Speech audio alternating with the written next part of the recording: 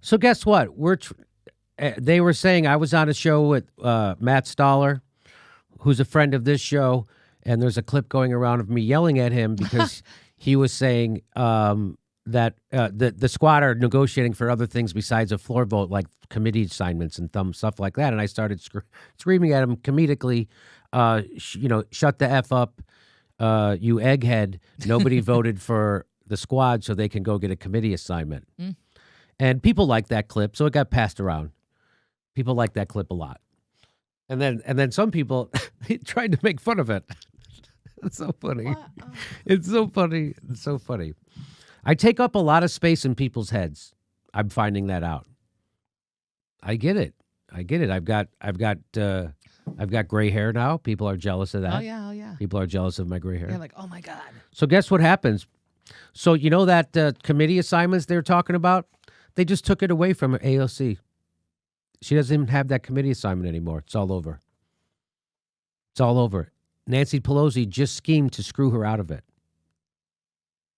The establishment strikes back. Henry Cuellar and centrist Democrats mutiny against progressives in a key committee fight. The establishment strikes back. Progressives would like to strike back, but now's not the time.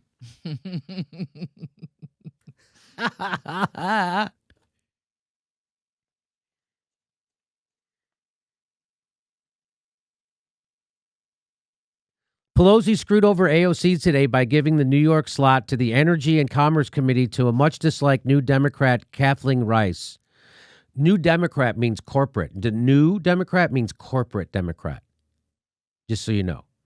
So they took it away from AOC, and they gave it to much-disliked corporate Democrat, Kathleen Rice, instead of AOC, who, unlike Rice, had been endorsed for the seat by every New York Democrat. So AOC was endorsed by the seat by every New York Democrat, but Nancy Pelosi schemed and gave it to Kathleen Rice, who's very unliked. Why? Why did she do that? Because Rice threatened to vote against Nancy Pelosi for Speaker. What? And it worked. So that's how blue dog conservative Democrats play Nancy Pelosi. They threatened to withhold their vote. And then she got a speaker. She got a spot on a committee. Isn't that amazing? Oh my God. You don't think that's kind of amazing? I thought all those committee appointments were why we can't fight for Medicare for all. I thought that's why we can't fight for Medicare for all, because of all those committee appointments, and now that they just took it away from you because you didn't threaten to not vote for her, like we've been telling you. Isn't that amazing? And then she went out after they did this to her. And I got to find the tweet. She went out and ripped the Republican Party. Oh. After they did this to her, like a good soldier, she went out and ripped the Republican Party after they did this to her. AOC, I mean. So what happened? Just before the steering committee moved to vote on the Energy and Commerce slot, Speaker Nancy Pelosi and her leadership team presented a slate of their preferred candidates for 4 out of the 5 seats, leaving 1 seat open, a seat that normally goes to a New York person. It did not choose a nominee for the final seat, which is essentially reserved for a New York member, forcing Rice and Ocasio-Cortez into a head-to-head matchup. I'm taking into account so then they voted against. So Nancy Pelosi packs this thing with a bunch of corporatist Democrats. Then they all vote to get rid of AOC. You see how this works? She leaves that 1 seat open that's supposed to go to a New York person, and it goes to, and then this guy, Henry Cuellar, who's a corporate Democrat, says this. He says, I'm taking into account who works against other members in primaries and who doesn't. He's saying because AOC helped primary some corporate Democrats, so that's why he's going to vote against her.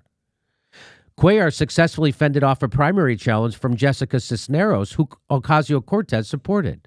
Oh. So that's why he's saying, I'm sticking back, because you can't go against people in primaries, so now you're going to get punished. Except in the U.S. House, Democrat Henry Cuellar raises eyebrows by fundraising for a Republican.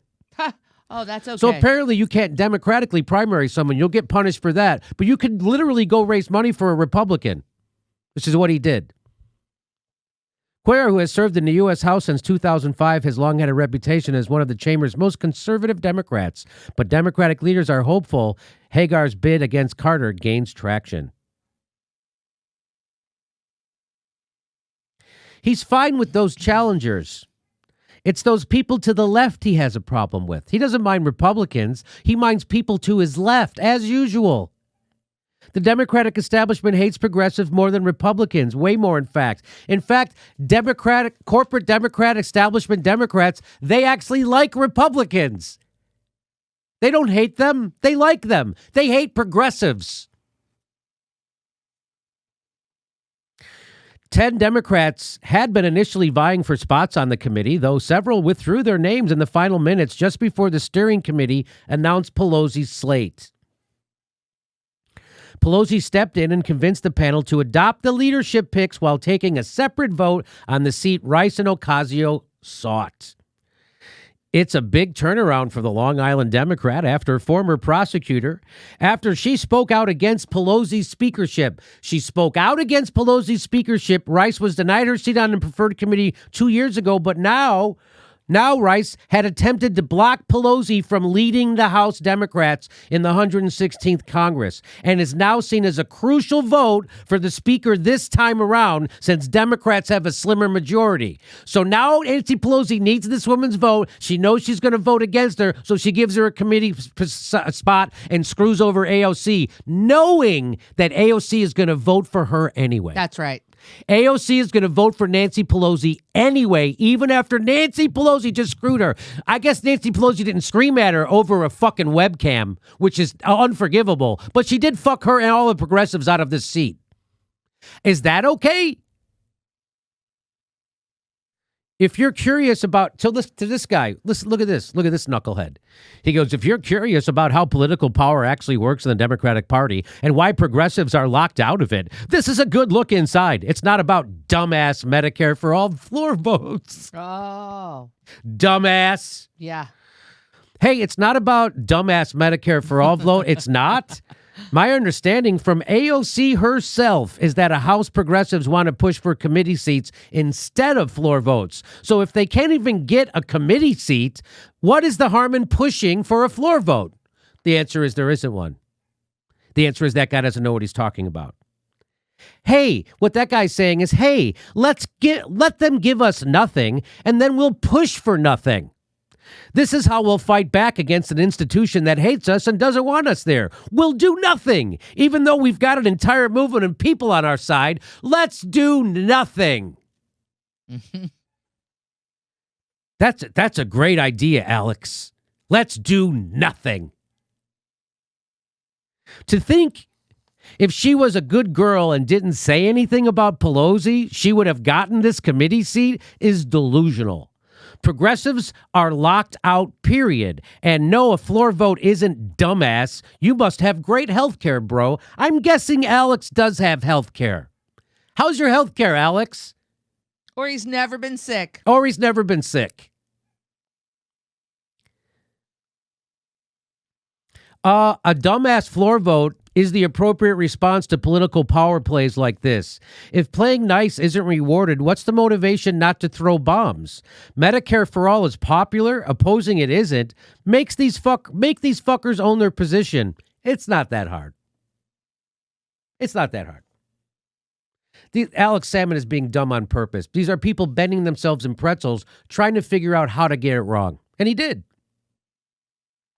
Wonder if the people who were livid for an entire week at the argument the left of the party should take a confrontational approach are going to take the lesson to heart here.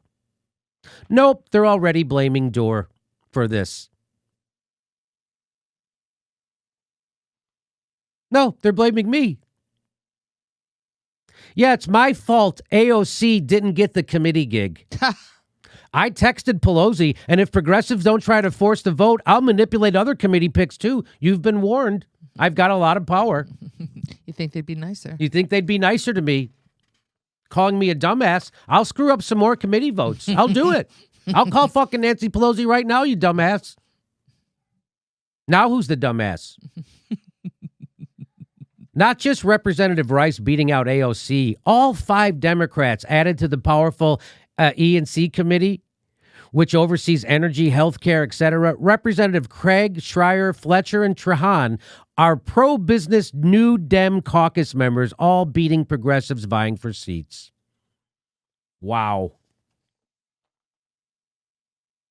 Congressional Progressive Caucus members Representative Levin and Representative Garcia got rejected by the caucus along with AOC for roles in the E&C committee. The moderate and conservative Dems are winning these early battles, which will set the legislative agenda for the next 2 years. Oh.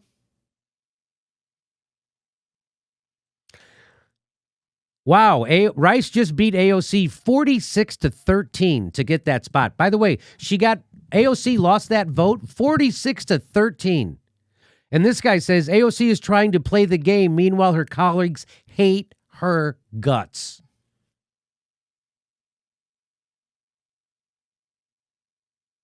Top Nancy Pelosi aide privately tells insurance executives not to worry about Democrats pushing Medicare for all. Hey, AOC, Nancy Pelosi needs to go, but there's nobody to replace her yet. That's the new bullshit line. She said, we got to get, she likes to tough talk, but don't worry, we got nobody in line. Well, we actually do. Let's see. Well, there's Pramila Jayapal, Rashida Tlaib, Ilhan Omar, Katie Porter, Ro Connor, Moak Park. Who else do you fucking want? If our best argument for inaction is action might fail, our movement will never get anywhere beyond a career pipeline for semi-articulate complainers. House progressives, force a vote on Medicare for all. If it fails, force another one. The public's with us. The timing will never be better. Hey, purely performative and counterproductive, wasn't it? This is purely performative. This didn't pass a law. This didn't get a committee chair change, did it? This didn't change it. This didn't sign a petition to the Joe Biden for the thing, HHS for a fuckface. No, this is just performative? Or did this change the country?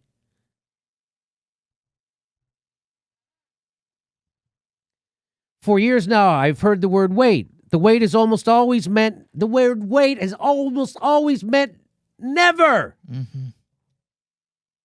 We must come to see that justice too long delayed is justice denied. Here's who you call. Pramila Jayapal. You call Mark Pocan. You call Rashid Tlaib. You call Ayanna Presley. You call Ilhan Omar. That's who you're calling. Pick up the phone, pressure your politicians, go on social media, pressure your politicians, and you see your shithead friends who don't understand what this is about, you can explain it to them. Now you have all the information you need, all the bullshit arguments. Kevin McCarthy's not going to become fucking speaker. Don't listen to those assholes who are trying to scare you. That's not going to happen. There is no reason not to do this. Don't let anybody fucking tell you there's a reason to not do this, because there isn't. This is how politics works. It's politics 101. Hey, everybody, this is the part where I tell you where all our live shows are, but there aren't any. And then this is why I tell you to join our premium program and get extra content, but nobody's got a fucking job. So just enjoy the video.